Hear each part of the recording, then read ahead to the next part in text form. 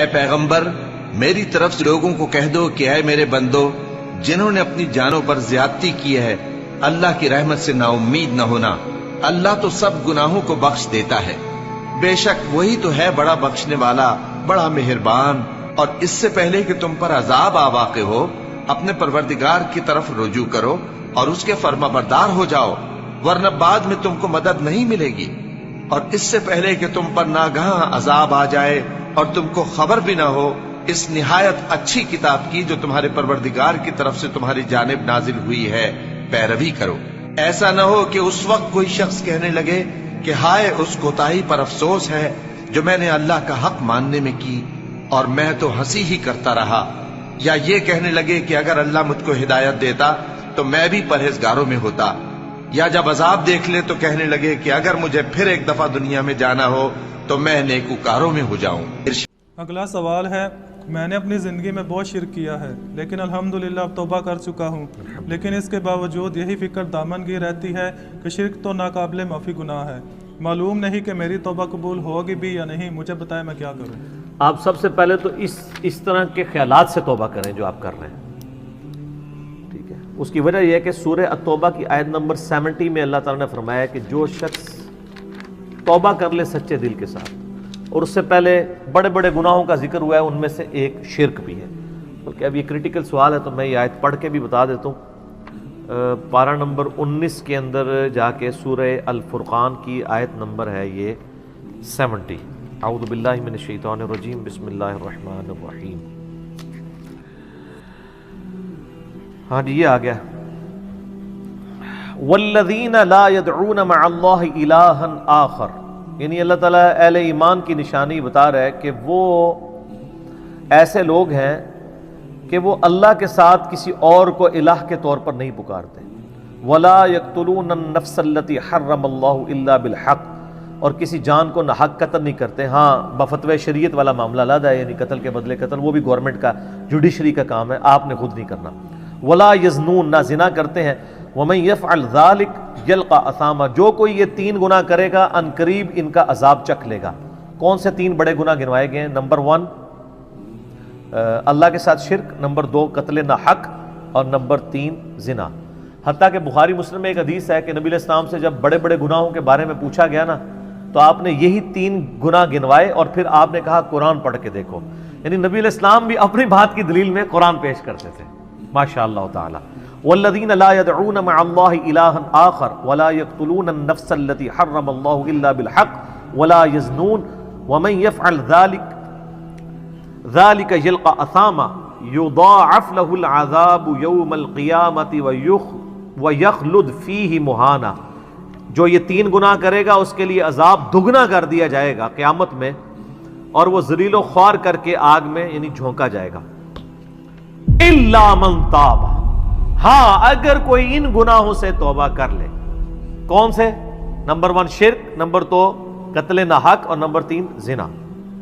وآمن وعمل عملا صالحا، اور ایمان لے آئے، یعنی ایمان تو پہلے بھی ہوگا نہیں، صحیح والا ایمان، اور نیک عمل کرے۔ فاولئک یبدل اللہ سیئاتہم حسنات، تو پھر ایسے شخص کے گناہوں کو بھی اللہ تعالیٰ نیکیوں سے بدل دے گا۔ صرف معافی نہیں سر، جتنے بڑے بڑے گناہ تھے اسی لیول کی بڑی بڑی نیکیاں۔ وکان اللہ غفور الرحیم، اور اللہ تعالیٰ تو بخشنے والا مہربان ہے۔ ومن تاب وعمل صالحا، جو کوئی توبہ کرے اور نیک اعمال کرے، فإنہ یتوب الی اللہ متابا، تو اللہ تعالیٰ کہتا ہے کہ میرے ذمے ہے اس کی توبہ کو قبول کرنا، یعنی اللہ تعالیٰ نے اپنے اوپر خود سے واجب کیا، حالانکہ اللہ تعالیٰ کسی چیز کا پابند نہیں ہے کہ جو میری طرف رجوع لائے گا میں اسے ضرور معاف کروں گا۔ تو اگر کسی شخص کو اس طرح کا وہم آتا ہے نا، اور یہ وہم اس لیے بھی آ رہا ہوتا ہے، بعض اوقات لوگ یعنی اس کا ترجمہ کرتے ہوئے بالکل لفظی ترجمہ کر رہے ہوتے ہیں، قرآن حکیم کی آیات چونکہ پورے کانٹیکسٹ کے ساتھ ہوتی ہیں، بیک گراؤنڈ میں آیات نازل ہوئی ہوتی ہیں، لہٰذا میں جب بھی ان آیات کا ترجمہ کرتا ہوں نا، جب اسپیسیفکلی شرک کو ایڈریس کر رہا ہوتا ہوں، میرا لیکچر نمبر ہے مسئلہ نمبر 3 دعا صرف اللہ ہی سے، اور سچ پیپر بھی ہے اس کے اوپر، تو ہم یہ ترجمہ جو ہے نا یہ آیت ان اللہ لا یغفر ان یشرک بہ، بے شک اللہ اس گناہ کو کبھی معاف نہیں کرے گا کہ کوئی شخص اللہ کے حضور قیامت والے دن اس حال میں پیش ہوا کہ اس نے دنیا میں شرک کیا ہوا، یعنی بغیر توبہ کے وہ مرا۔ وَيَغْفِرُ مَا دُونَ ذَلِكَ لِمَن يَشَاءُ، اور شرک کے علاوہ ہر گناہ معاف کر دے گا، وہ بھی اوپن لائسنس نہیں، جس کے لیے چاہے گا۔ یعنی جو شخص شرک سے توبہ کیے بغیر گیا نا، اس کی تو توبہ ہے ہی نہیں قیامت میں۔ ہاں دنیا میں کر گیا وہ معاملہ علیحدہ ہے، قیامت میں اللہ سے اس حال میں ملا کہ اس نے دنیا میں شرک کیا ہوا اور توبہ نہیں کی ہے، تو اللہ تعالیٰ اس کا گناہ معاف نہیں کرے گا۔ وَمَن يُشْرِكْ بِاللَّهِ فَقَدْ ضَلَّ ضَلَالًا بَعِيدًا، جو کوئی شرک کرتا ہے وہ گمراہی میں دور جا پڑا، وَلِعَوْذُ بِاللَّهِ تعالی۔ دنیا میں تو میرے بھائی جامعہ ترمذی میں حدیث ہے، نبی علیہ السلام نے فرمایا موت کے غرغرے سے پہلے اللہ تعالیٰ توبہ قبول کرتا۔ موت کے غرغرے سے مراد ہے نزع کا عالم طاری ہونے سے پہلے، جب کسی کو موت نظر آ گئی نا، اب وہ توبہ نہیں کر سکتا۔ وہ تو قرآن حکیم میں ہے نا، فرعون جب ڈوبنے لگا تھا تو اس نے کیا کہا تھا، میں ہارون اور موسیٰ کے رب پر ایمان لاتا ہوں، بنی اسرائیل کے رب پہ۔ تو اللہ تعالیٰ نے کیا فرمایا تھا، الآن، اب لایا ایمان۔ حالانکہ ایمان تو لے آیا تھا، وہ غرغرہ تو وہ لے ہی رہا تھا نا، غوطہ تو کھا رہا تھا نا۔ تو موت کے غرغرے سے مراد ہے نزع کا عالم طاری ہونے سے پہلے۔ اور اس میں ایک پوائنٹ کئی دفعہ ہائی لائٹ کر چکا ہوں، یہاں پہ بھی کر دوں۔ اگر آپ کو کسی شخص کے بارے میں یہ پتہ چل جائے نا کہ اس کو لا علاج بیماری لگ چکی ہے اور وہ اب کچھ عرصے میں ایکسپائر ہو جائے گا، جیسے کینسر ہے، یعنی ہم نے یہ لرن کر لیا نا کہ کینسر جب 3rd سٹیج کے اوپر پہنچ جاتا ہے تو وہ انسان بچتا نہیں ہے۔ جس شخص کو کینسر ہوا ہے یا سپوز اس کے گردے فیل ہو گئے یا دل بالکل ایج پہ پہنچ چکا ہے، ایسے لوگوں کو یعنی پاکستان انڈیا میں تو لوگ چھپاتے ہیں کہ پہلے ہی نہ کہیں مر جائے وہ سن کے۔ کتنی حیران کن بات ہے کہ مسلمان جس کے لیے موت ایسٹ ہونی چاہیے، چلو کافر کو تو سمجھ آتا ہے، اس نے تو دنیا ہی کمائی ہے نا، مسلمان بھی یعنی مرنے سے پہلے مر جاتا ہے موت کا سن کے۔ ایسا تو نہیں ہونا چاہیے اصولاً۔ اور یہ ٹانٹ اللہ نے قرآن پاک میں یہودیوں کو دی ہے سورہ جمعہ کے اندر، کہ کہتے ہیں نا اللہ کے بڑے چہیتے ہیں، ان کو کہو کہ تم موت کی تمنا کرو اگر تم سچے ہو۔ اگر تم اللہ کے چہیتے ہو تو پھر موت تو تمہارے لیے خوشخبری ہونی چاہیے، لائبلٹی نہیں ہونی چاہیے، ایسٹ ہونی چاہیے۔ اب یہی تان ہمیں بھی آ رہا ہے، مسلمان کی حالت نہیں ہو چاہیے، اس کو موت کا پتہ چلے تو جناب وقت سے پہلے ہی مرنے کی کوشش کرے۔ تو لیکن آپ یورپ امریکہ میں اگر کسی کو بیماری ہو نا، اس کو بتا دیا جاتا ہے کہ سر پلان کر لیں 6 مہینے ہیں، اور 6 مہینے بھی ان کے پلان ہیں، وہ 6 سال بھی ہو سکتے ہیں، 6 گھنٹے بھی ہو سکتے ہیں، وہ تو اللہ کی مرضی ہے، وہ ایک ایسٹیمیٹ بتاتے ہیں۔ یہاں پہ لوگ چھپا لیتے ہیں۔ اس کا نقصان یہ ہے کہ نہ وہ اپنی لائف کو یعنی کوئی وراثت کے پوائنٹ آف ویو سے مینج کر سکتا ہے، اور سب سے بڑھ کے اسے توبہ کی طرف آپ کو لانا چاہیے۔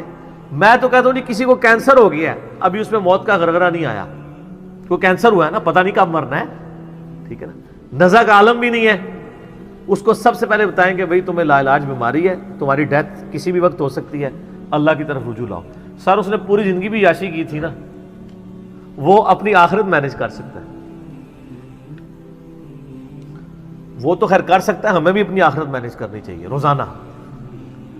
مرنے سے پہلے توبہ کرنی چاہیے۔ روزانہ ہم مرتے ہیں نا، صحیح بخاری میں حدیث ہے نا، نبی علیہ السلام رات کو سوتے ہوئے کیا دعا مانگتے تھے، اللہم باسمک اموت و احیا، میں تیرے نام پر مرتا اور جیتا ہوں، یعنی سوتا اور جاگتا ہوں، کیونکہ صحیح بخاری میں حدیث ہے موت جو ہے وہ نیند کی بہن ہے۔ اور جب آپ صبح اٹھتے ہیں تو وہ بھی صحیح بخاری میں دعا ہے، الحمدللہ الذی احیانا بعد ما اماتنا والیہ النشور، تمام تعریفیں اس اللہ کے لیے ہیں جس نے مجھے مرنے کے بعد زندہ کیا، یعنی موت کے بعد زندہ کیا، اور میں نے پلٹ کے اس کی طرف جانا ہے۔ تو رات کو سونے سے پہلے توبہ کریں، اور سب سے بیسٹ توبہ تو وہ بخاری مسلم میں حدیث ہے، جس نے رات میں سورۃ البقرہ کی آخری 2 آیات پڑھ لی، اسے ہر چیز سے کفایت کر جائیں گی۔ آمن الرسول بما انزل الیہ من ربہ والمؤمنون کل آمن باللہ وملائکتہ وکتبہ ورسلہ لا نفرق بین احد من رسلہ وقالوا سمعنا واطعنا غفرانک ربنا والیک المصیر لا یکلف اللہ نفسا الا وسعها آنورڈ۔ اس میں تجدید ایمان بھی ہے، اللہ پر ایمان، کتابوں پر، فرشتوں پر، اس کے بعد دعائیں ہیں، ربنا لا تؤاخذنا ان نسینا واخطانا، اس کے اندر توبہ شامل ہے۔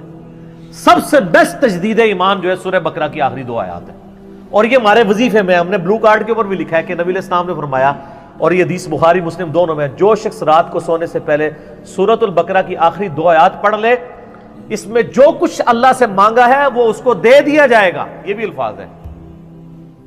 تو اس میں کیا کچھ مانگا ہوا ہے؟ تو تجدید ایمان۔ پھر صحیح بخاری میں حدیث ہے کہ نبی علیہ السلام نے فرمایا جو صبح یقین کے ساتھ ایک دفعہ پڑھ لے، سید الاستغفار، اور شام سے پہلے اگر مر گیا سیدھا جنت میں جائے گا، اور اگر شام کو پڑھ لیا پورے یقین کے ساتھ، یقین سے مراد ہے کہ باقی توبہ کا اس کا ارادہ ہوا، صبح سے پہلے مر گیا سیدھا جنت میں۔ اللہم انت ربی لا الہ الا انت خلقتنی وانا عبدک وانا علی عہدک ووعدک ما استطعت اعوذ بک من شر ما صنعت ابوء لک بنعمتک علی وابوء بذنبی فاغفر لی فانہ لا یغفر الذنوب الا انت۔ یہ سید الاستغفار ہے۔ تو یہ وہ ہے توبہ جو روزانہ کرنی چاہیے، نزا سے پہلے یعنی صبح پہ پڑھے، شام کو پڑھے۔